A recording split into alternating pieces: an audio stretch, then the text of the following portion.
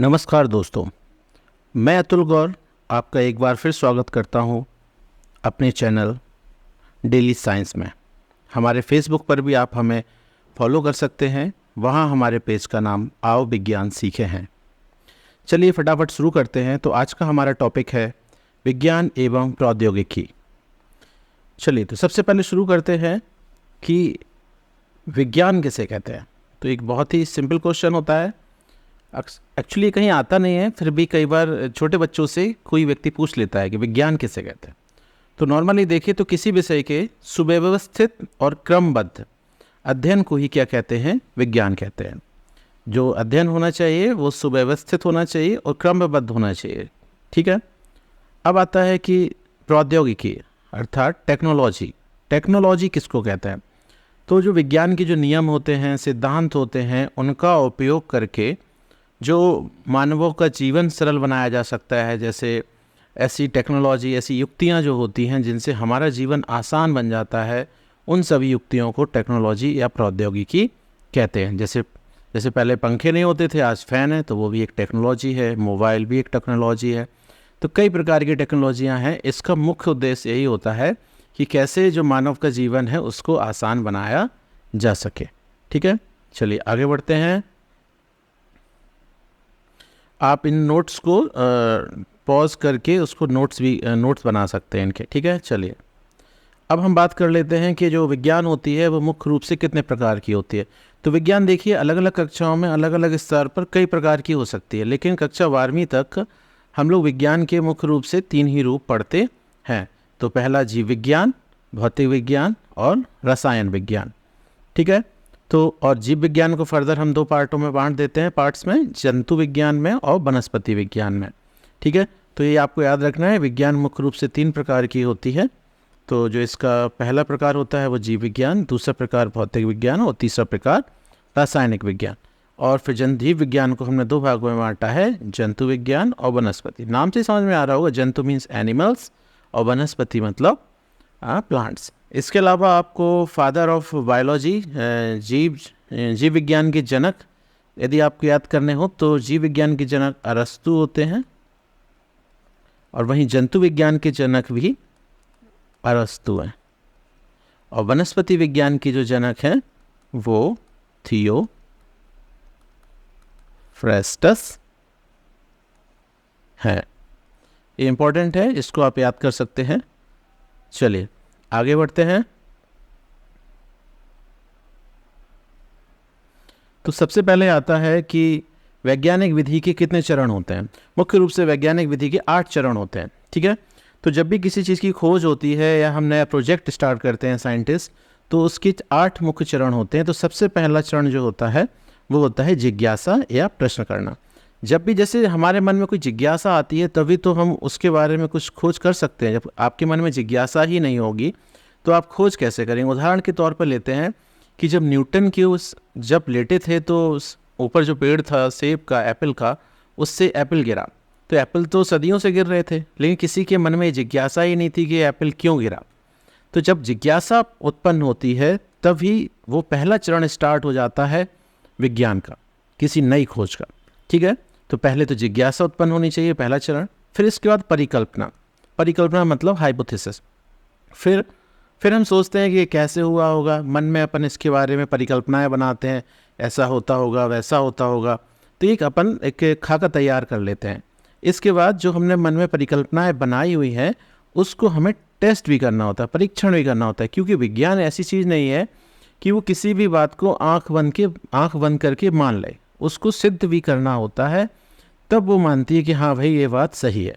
तो उसको परीक्षण करके देखते हैं, टेस्टिंग करके देखते हैं। और जब टेस्ट करते हैं तो उसकी क्या परिणाम आए उसका निरीक्षण करना होता है। तो उसके सारे हम उसका निरीक्षण करते हैं और जो भी परिणाम आते हैं उनका अभिलेखन मतलब उनको नोट डाउन करते हैं। उनको अच्छी तरह से लिखा जाता है कि इसमें ये गलती है, इसमें ऐसा हुआ, इसका ये परिणाम था। और उसके बाद जब परिणाम आ जाते हैं तो फिर उसमें ज़रूरी नहीं आप एक बार में ही सफल हो जाएं, कई बार लोग कई वर्षों तक लगे रहते हैं। फिर उसके बाद जो आपके परिणाम आए थे उन पर एक बार फिर से पुनर्विचार किया जाता है, दोबारा सोचा जाता है कि भाई कहाँ कमी रह गई थी, और फिर अंततः उसमें हमारा निष्कर्ष निकलता है।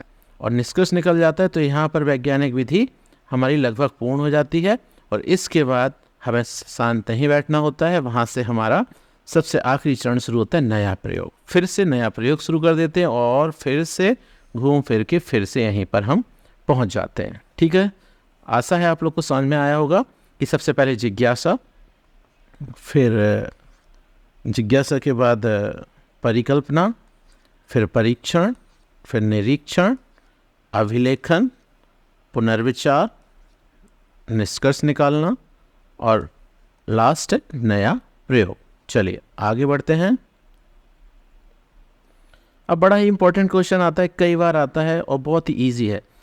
क्रांतियों को हम रंगों के आधार पर समझ सकते हैं। हरित क्रांति, हरा रंग होता है फसल का। किसका होता है? फसल का। तो हरित क्रांति किससे संबंधित है? फसल से।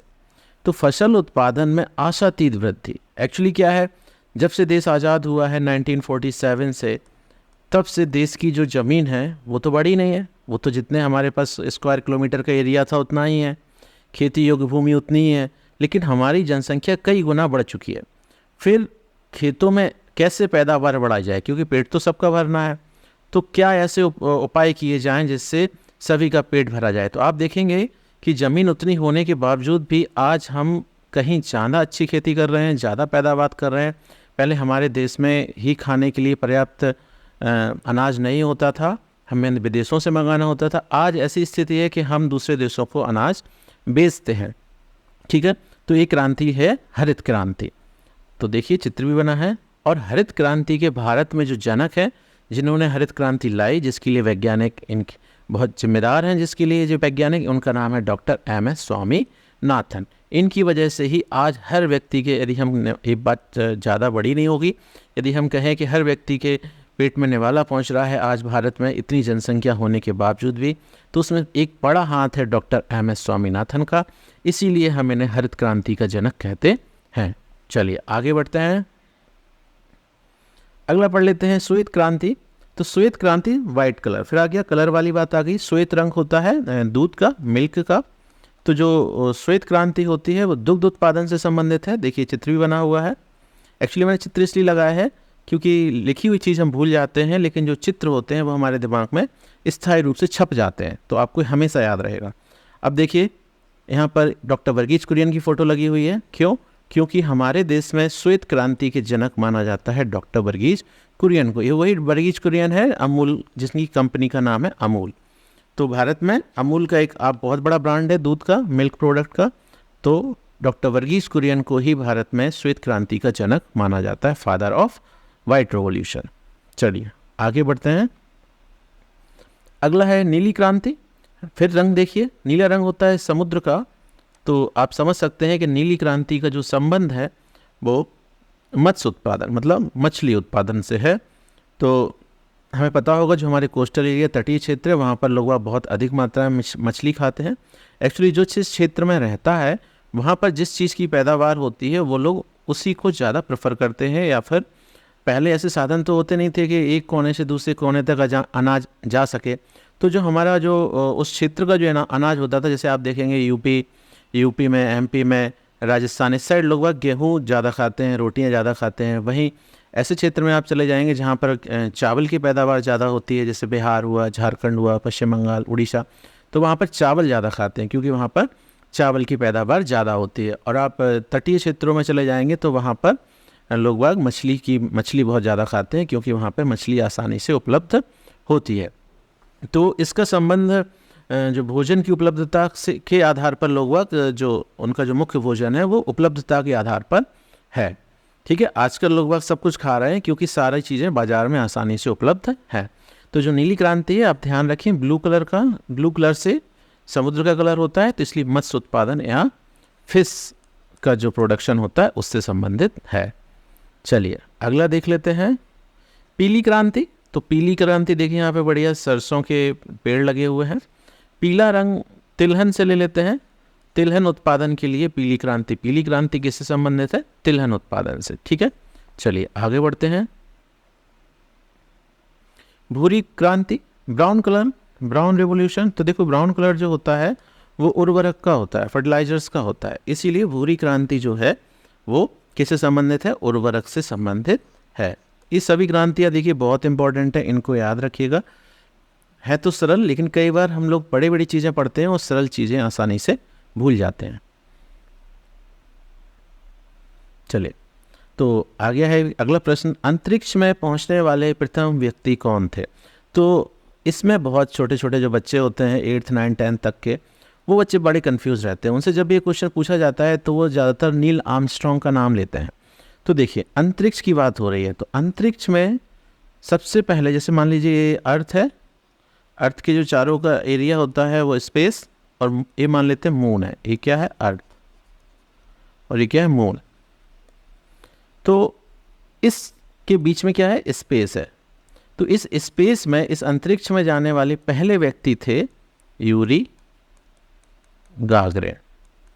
ये रूस के थे। कौन से देश के थे? ये रूस के थे। तो सबसे पहले अंतरिक्ष में रूस पहुंच गया था, अमेरिका से भी पहले। तो ये पहले व्यक्ति थे। अब दूसरा क्वेश्चन बनता है कि चंद्रमा पर सबसे पहले कौन गया था? तब उसका आंसर होता है नील आर्मस्ट्रॉन्ग। ठीक है, तो याद रखना है आपको कि अंतरिक्ष में सबसे पहले जाने वाले व्यक्ति थे यूरी गागरिन, ये रूस के थे।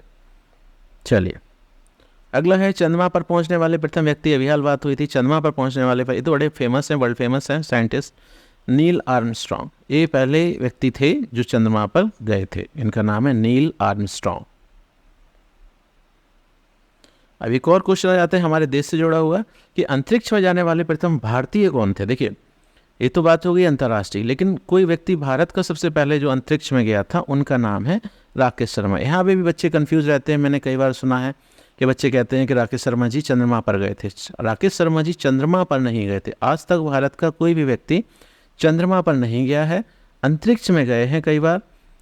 तो उनमें से सबसे पहले व्यक्ति थे राकेश शर्मा। इनको ये भी जो गए थे वो रूस की एजेंसी से, रूस उनको ले गया था अपने साथ, तो वहाँ पर राकेश शर्मा जी गए थे। तो ध्यान रखना है कि अंतरिक्ष में जाने वाले पहले भारतीय। चलिए, अगले क्वेश्चन, इनको सभी पहचानते हैं, बहुत ही फेमस पर्सनालिटी हैं, अब हमारे बीच नहीं है। अंतरिक्ष में जाने वाली प्रथम भारतीय महिला, पहली महिला जो भारतीय थी और अंतरिक्ष में गई थी, वो हैं कल्पना चावला। जब ये अपने स्पेस मिशन से अंतरिक्ष से वापस लौट रही थी, तब एक दुर्घटना में इनकी मृत्यु हो गई थी। तो आपको याद रखना है कि अंतरिक्ष में जाने वाली प्रथम भारतीय महिला कौन थी? कल्पना चावला। अभी भी एक वैज्ञानिक है महिला जो अंतरिक्ष वैज्ञानिक हैं, नासा के लिए काम करती हैं, उनका नाम है सुनीता विलियम्स। चलिए, याद रखेंगे कि पहले पुरुष थे राकेश शर्मा भारत के, और पहली महिला थी कल्पना चावला। ये जो है वो अमेरिका के साथ, अमेरिका की ओर, अमेरिका से गई थी। ठीक है, भारत ने आज तक किसी भी व्यक्ति को अंतरिक्ष में अपने तरफ से नहीं भेज पाए हैं। ठीक है, अभी हम कोशिश कर रहे हैं, जल्दी ही आशा है कि हमारा देश अपने वैज्ञानिकों को अपनी स्वदेशी तकनीक से, अपने स्वदेशी यान से अंतरिक्ष में पहुंचाएंगे। चलिए आगे बढ़ते हैं। चलिए, इनको फ़ोटो से नहीं पहचान पा रहे होंगे, लेकिन सभी बच्चे इनका नाम जरूर जानते हैं। हमारे स्कूल यदि आप आएंगे तो देखेंगे हर बच्चा डॉक्टर विक्रम साराभाई का नाम जरूर जानता है। तो हमारे भारतीय अंतरिक्ष कार्यक्रम के जो जनक हैं, the father of Indian space programme, वो हैं डॉक्टर विक्रम साराभाई। इनकी फ़ोटो भी पहचान लीजिए। तो डॉक्टर विक्रम साराभाई को आपको याद रखना है कि भारतीय अंतरिक्ष कार्यक्रम के जनक हैं। हमारे प्यारे डॉक्टर एपीजे अब्दुल कलाम हमारे देश के पहले राष्ट्रपति भी रह चुके हैं। पहले का मतलब फर्स्ट नहीं है, मतलब भूतपूर्व राष्ट्रपति रह चुके हैं। इन्हें हम मिसाइल मैन के नाम से भी जानते हैं, और बैलिस्टिक मिसाइल और प्रक्षेपास्त्र यान के लिए इन्होंने हमारे देश के लिए बहुत ही योगदान दिया है, और इस सभी बच्चों के बहुत ही प्रिय राष्ट्रपतियों में से एक हैं। तो इनका नाम याद रखना है आपको, missile man doctor APJ Abdul Kalam. चलिए, कुछ इंपॉर्टेंट सन है, इनको हमें याद करना है। DRDO का फुल फॉर्म क्या होता है? DRDO बहुत ही फेमस जगह है, रक्षा अनुसंधान एवं विकास संगठन। रक्षा अनुसंधान एवं विकास संगठन। ठीक है, इसकी जो स्थापना हुई थी वो सन 1958 में हुई थी। फिर आता है कि राष्ट्रीय अंतरिक्ष अनुसंधान समिति। देखिए, आप बच्चे बहुत कंफ्यूज रहते हैं, समिति में और इसरो में तो वो 1962 की जगह 1969 बताते हैं, 1969 की जगह 62। एक मैं आपको बहुत छोटा सा एक एग्जाम्पल देता हूँ। जब भी हमारे मोहल्लों में कोई कार्यक्रम होते हैं छोटे मोटे, जैसे मान लेते हैं गणेश जी बैठते हैं, तो कार्यक्रम होने से पहले इसकी कमेटी बनती है, समिति बनती है। तो जब भी कोई कार्यक्रम होता है तो समिति पहले बनाई जाती है और वो जो उसका जो रिजल्ट होता है, जो भी बनना होता है, वो बाद में होता है। तो याद रखिएगा, जो समिति बनी थी राष्ट्रीय अंतरिक्ष अनुसंधान समिति, जिसको इनको स्पार भी कहते हैं, उसका गठन 1962 में हुआ था। समिति का गठन 1962 में हुआ था। दूसरा लेते हैं इसरो। इसरो का पूरा नाम भारतीय अंतरिक्ष अनुसंधान संगठन, ठीक है, इंडियन स्पेस रिसर्च ऑर्गेनाइजेशन। इसकी स्थापना सन 1969 में लगभग 7 साल बाद, समिति गठन के 7 साल बाद हुई थी। ये बहुत इंपॉर्टेंट है, सारे सन बहुत इंपॉर्टेंट है और इनकी फुल फॉर्म बहुत इंपॉर्टेंट है, आपको इनको याद करना है कि इसरो भारतीय अंतरिक्ष अनुसंधान संगठन की स्थापना 1969 में हुई थी। अगला चलते हैं कि भारत में शिक्षा के क्षेत्र में आईसीटी क्या होता है? Information and communication technology, full form information and communication technology, ठीक है, हिंदी में कहते हैं सूचना एवं संचार प्रौद्योगिकी। इसकी शुरुआत भारत में दिसंबर 2004 में हुई थी। कब हुई थी? दिसंबर 2004 में। ऐसे ही आगे बढ़ते हैं। शिक्षा के क्षेत्र में समर्पित भारत का पहला सैटेलाइट कौन सा था? एडूसैट।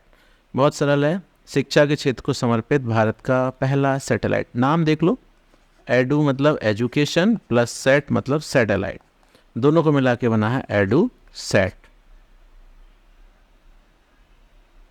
शरीर के अंदर पेट की जांच कौन सी मशीन से होती है? तो उसको एंडोस्कोपी कहते हैं। एंडोस्कोपी, देखिए एक फ़ोटो दी हुई है कि डॉक्टर कैसे मुंह से एक छोटा सा कैमरा डालता है पेट के अंदर और वहाँ से वो देख लेता है कि अंदर कोई प्रॉब्लम तो नहीं है, तो इसको कहते हैं एंडोस्कोपी।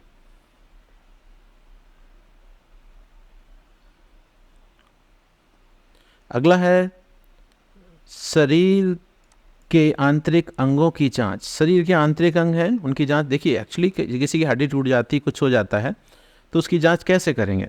ऐसा तो है नहीं कि उसको काटेंगे फिर देखेंगे कि अंदर हड्डी टूटी है, नहीं। तो उसकी जांच करने के लिए तो सब बच्चे भी जानते हैं कि हम जो यूज़ करते हैं वो एक्स रे होता है। एक्चुअली गाँव में उसको एक्सरा कहते हैं, लेकिन रे होता है, रे का मतलब होता है किरण, ठीक है, एक्स किरण। चलिए आगे बढ़ते हैं।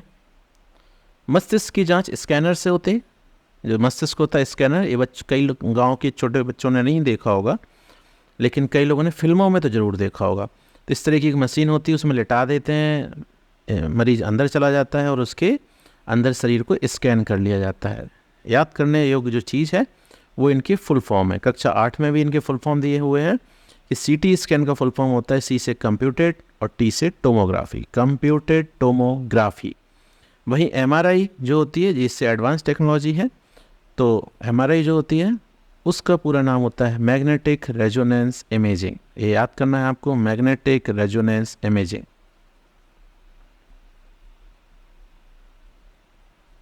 चलिए, कुछ विदेशी वैज्ञानिक हैं, इनके बारे में हमें नाम याद करना है और इनका योगदान क्या रहा है। ये देखिए बड़ी बड़ी परीक्षाओं में, छोटी से लेकर बड़ी परीक्षाओं में किसी में भी पूछा जा सकता है।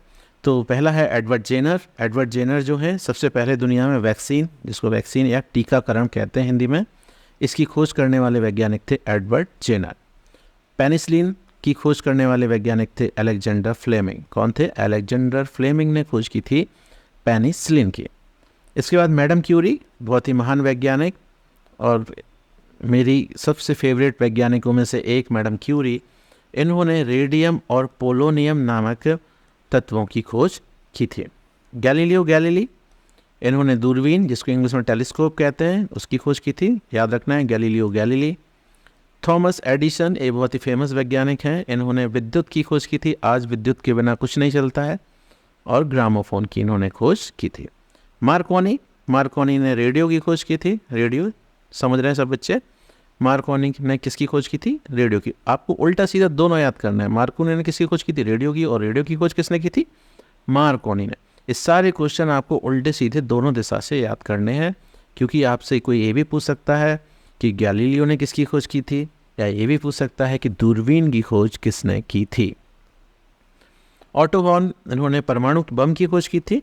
ये तो विनाशक चीज़ है जिससे अभी तक जापान पर सबसे पहले परमाणु बम कहाँ फेंके थे, किस देश ने फेंके थे?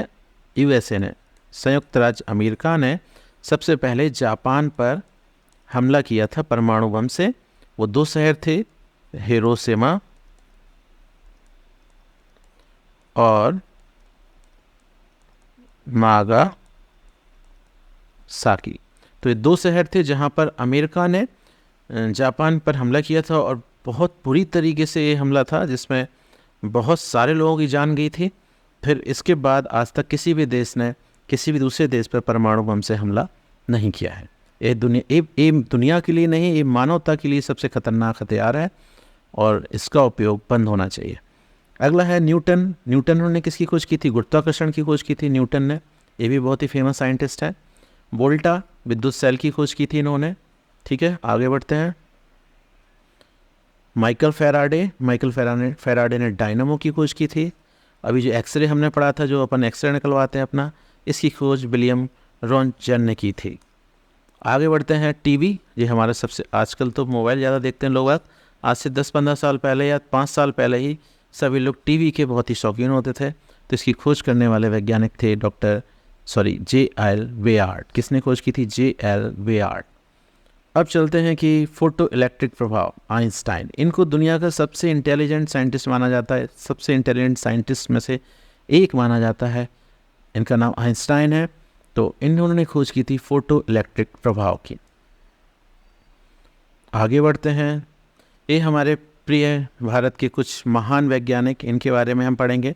तो जगदीश चंद्र बोस जी ने पौधों की संवेदनशीलता, एक्चुअली पहले ये नहीं पता था लोगों को कि जो संवेदनशीलता होती है वो पौधों में होती है, जंतुओं की तरह की नहीं होती है। लेकिन उन्होंने सिद्ध किया था कि जो पौधे होते हैं वो भी इंसानों, जानवरों की तरह संवेदनशील होते हैं। तो वो वैज्ञानिक थे जगदीश चंद्र बोस। रमन प्रभाव की खोज करने वाले वैज्ञानिक थे सीवी रमन, नाम से याद हो जाएगा, सीवी रमन ने खोज की थी रमन प्रभाव की। एसएन बोस ने खोज की थी गॉड पार्टिकल की, इसको आपको रखनी है, एस्ट्रो बोसोन पार्टिकल भी कहते हैं, एसएन बोस। होमी जहांगीर भाभा, इन्होंने खोज की थी एक जो वैज्ञानिक थे वो परमाणु वैज्ञानिक थे। ठीक है, परमाणु वैज्ञानिक मतलब जो परमाणु बम बनाते हैं या परमाणु हथियार बनाते हैं, या जो परमाणु से जो बिजली बनती है उस तरह की जो खोजें करते हैं, उस प्रकार के वैज्ञानिक थे होमी जहांगीर भाभा। इन्हीं के नाम पर Bhabha atomic research centre, BARC, Bhabha atomic research centre बना हुआ है भारत में। अगला है अंतरिक्ष वैज्ञानिक, हमारे प्यारे विक्रम साराभाई जी, इनको याद रखना है। मिसाइल प्रक्षेपण, डॉक्टर APJ अब्दुल कलाम। और जीन्स कोड, अनुवांशिक कोड, इन्हें नोबेल प्राइज़ मिला था, इन्हें नोबेल पुरस्कार मिला था इस खोज के लिए। वो वैज्ञानिक थे डॉक्टर हरगोविंद खुराना। इनका नाम याद रखना है आपको कि डॉक्टर हरगोविंद खुराना ने जीन्स कोड की खोज की थी। S चंद्रशेखर ने खगोल वैज्ञानिक हैं ये, और कल्पना चावला अंतरिक्ष वैज्ञानिक हैं। ये सारे वैज्ञानिक आपको याद रखने हैं और इनके योगदान उल्टे सीधे कैसे भी पूछे जा सकते हैं। चलिए एक फ़ोटो और सामने आती है कि प्रथम चालक रहित विमान भारत का, इंडिया का, ये ध्यान रखना है, हम जो भी बातें कर रहे हैं वो भारत के बारे में कर रहे हैं। तो भारत का पहला चालक रहित जो विमान था, मतलब जिसमें पायलट की ज़रूरत नहीं होती है, वो है लक्ष्य। आगे नीचे फ़ोटो दिख रही है, ये लक्ष्य की फ़ोटो है। सर्वप्रथम चंद्रमा पर पानी की खोज किस देश ने की थी? तो सबसे पहले पानी की खोज दुनिया में चंद्रमा पर सबसे पहले करने वाला हमारा प्यारा भारत है। जब भारत ने सबसे पहले चंद्रयान-1 मिशन भेजा था, तब ही हमारे देश ने आज से कई साल पहले चंद्रमा पर पानी की खोज कर ली थी। अब बात करते हैं चंद्रयान-3 की। अभी कुछ ही दिन पहले, पिछले हफ्ते, चंद्रयान-3 ने सक्सेसफुली चंद्रमा के दक्षिणी ध्रुव पर पहुंचने वाला पहला देश कौन सा है? भारत। भारत दुनिया का पहला ऐसा देश बन गया है जो चंद्रमा के दक्षिणी ध्रुव पर पहुंचा है। इसके अलावा चंद्रमा पे पहुंचने वाला चौथा देश भी बन गया है जहां पर हमारा पायलटलेस, मतलब बिना इंसानों वाला यान वहां तक पहुंचा है। इसके पहले कौन कौन से देश पहुंच चुके हैं? तो उसमें से रूस, अमेरिका और चीन, ये 3 देश के पहले से वहाँ पहुँच चुके हैं कई बार। हमारा जो देश है वो पहली बार वहाँ पहुँचा है, तो हम दुनिया के चौथे देश हो गए हैं जो अपना यान चंद्रमा तक सफलतापूर्वक लैंडिंग करा पाए, और दुनिया के पहले देश ऐसे हैं जो चंद्रमा के दक्षिणी ध्रुव पर लैंडिंग, हमने सॉफ्ट लैंडिंग वहाँ पर कराई। आगे बढ़ते हैं। चलिए, ऊर्जा के स्रोत क्या होते हैं? ऊर्जा के दो प्रकार के स्रोत होते हैं जो ऊर्जा मिलती है, वो या तो नवीकरणीय ऊर्जा होती है या अनवीकरणीय। नवीकरणीय या अनवीकरणीय। नवीकरणीय नाम से समझ में आ रहा है, ऐसे ऊर्जा के स्रोत जो नवीन होते रहते हैं, नवीकरण होता रहता है जिनका, जो कभी समाप्त नहीं होते हैं। उदाहरण सौर ऊर्जा, जल ऊर्जा, पवन ऊर्जा, भूतापी ऊर्जा। इनका आप कितना भी उपयोग करिए, ये कभी नष्ट नहीं होंगे। नष्ट होंगे मतलब उनका यूज होगा, लेकिन ये दोबारा भर जाते हैं, दोबारा कभी ख़त्म नहीं होंगे। ठीक है, आप जितना भी यूज़ करेंगे इस ये कभी ख़त्म नहीं होंगे, इसीलिए इनको ज़्यादा से ज़्यादा यूज़ करना चाहिए। और इसकी एक खासियत और होती है, इनसे किसी भी प्रकार का प्रदूषण नहीं फैलता है। वहीं अनवीकरणीय ऊर्जा के जो स्रोत होते हैं, इनका भंडार एक दिन उपयोग करते करते समाप्त हो जाएगा, और इनसे बहुत ही ज़्यादा कार्बन डाइऑक्साइड और अन्य जहरीली गैसें निकलती हैं, जिससे पृथ्वी का तापमान लगातार बढ़ता जा रहा है। तो इनकी उदाहरण है पेट्रोल, डीजल, कोयला, एलपीजी और केरोसिन। चलिए आगे बढ़ते हैं। कुछ इम्पोर्टेंट पॉइंट्स हैं जो कवर नहीं हो पाए थे, उनमें से है कि बैरोमीटर। बैरोमीटर किसे कहते हैं? तो वायुमंडलीय दाब मापने का एक यंत्र होता है, एक मशीन होती है, जिससे हम अपने वायुमंडल का जो दाब होता है पृथ्वी के ऊपर, उसको नापने का काम करते हैं। दूसरा है लैक्टोमीटर। तो पता है लैक्टो मतलब लैक्टोज, ये दूध में पाया जाता है, तो दूध की शुद्धता नापने के लिए हम लैक्टोमीटर का उपयोग करते हैं। सेस्मोमीटर, सेस्मोमीटर जो होता है वो भूकंप की तीव्रता मापने का यंत्र है। इसकी जगह आपके पास रिक्टर पैमाना लिख के भी आएगा, तो इसका उत्तर यही रहेगा। थर्मामीटर सब जानते हैं कि शरीर का जो तापमान नापते हैं, ज़रूरी नहीं है शरीर का ही तापमान नापें, किसी भी वस्तु का तापमान नापने के लिए, मापने के लिए जो यंत्र, हम कांच का जो छोटा सा यंत्र होता है, आजकल तो डिजिटल भी आने लगे हैं, उसका उपयोग करते हैं, उसे थर्मामीटर कहते हैं। तड़ित संसूचक, जो तड़ित की तीव्रता होती है उसको नापने के लिए तड़ित संसूचक का उपयोग करते हैं। और रेन गोम यंत्र जो होता है वो वर्षा की तीव्रता नापता है। किसकी तीव्रता? वर्षा की तीव्रता। वहीं सीलोमीटर जो है वो बादल फटने की तीव्रता को नापता है। ये आप याद कर लें, बहुत ज़्यादा इम्पोर्टेंट तो नहीं है, लेकिन जिसमें से पहला, दूसरा मतलब बैरोमीटर, लैक्टोमीटर और थर्मामीटर बहुत ही ज़्यादा इम्पोर्टेंट है। चलिए आगे बढ़ लेते हैं। पिछले कई वर्षों में जो क्वेश्चन पूछे गए हैं NMMS एग्ज़ाम में, NMMSE में जो क्वेश्चन पूछे गए हैं गत वर्षों के, उनको हम हल कर लेते हैं। तो पहला क्वेश्चन आ गया है हमारे सामने कि वायुमंडलीय दाब किस यंत्र से मापते हैं। अभी हाल हमने पढ़ा कि जो वायुमंडलीय दाब होता है वो बैरोमीटर से मापा जाता है। इसका सही उत्तर है बैरोमीटर। अगला प्रश्न है, पुनः न प्राप्त होने वाली ऊर्जा का स्रोत है। पुनः न प्राप्त होने वाली मतलब जो पुनः प्राप्त ना हो। तो पुनः न प्राप्त होने वाली ऊर्जा का मतलब पूछे अनवीकरणीय, मतलब कोयला। कोयला जो है एक दिन उसका भंडारण समाप्त हो जाएगा। पुनः न प्राप्त होना मतलब अनवीकरणीय। ठीक है, ये बाकी जो है वो अनलिमिटेड है, कितना भी यूज करो। गत वर्षों में पूछे गए प्रश्नोत्तर में देखिए ऊर्जा का नवीकरणीय स्रोत, अब इसमें बता रहा है नवीकरणीय है, तो देखो पेट्रोल अनवीकरणीय है, डीजल नहीं है, प्राकृतिक लकड़ी नहीं है, बहता हुआ जल। बहता हुआ जल कितना भी यूज करो, ठीक है, बाकी ये तीन नहीं है, तो ये सही उत्तर है बहता हुआ जल। निम्न में से किस वैज्ञानिक ने विद्युत बल्ब की खोज की थी? तो विद्युत बल्ब की खोज जो है वो हमारे थॉमस अल्वा एडिसन ने की थी, तो इनका नाम है एडिशन। निम्न में से कौन सा व्यक्ति भारतीय वैज्ञानिक है? Fermi, Marconi, Edison, CV Raman. CV Raman, CV Raman भारतीय वैज्ञानिक हैं, बाकी ये तीनों वैज्ञानिक विदेशी हैं। ऊर्जा का अनवीकरणीय स्रोत है, अनवीकरणीय कोयला। अभी याद किया था हमने, वायु, जल और बायोगैस गलत उत्तर है।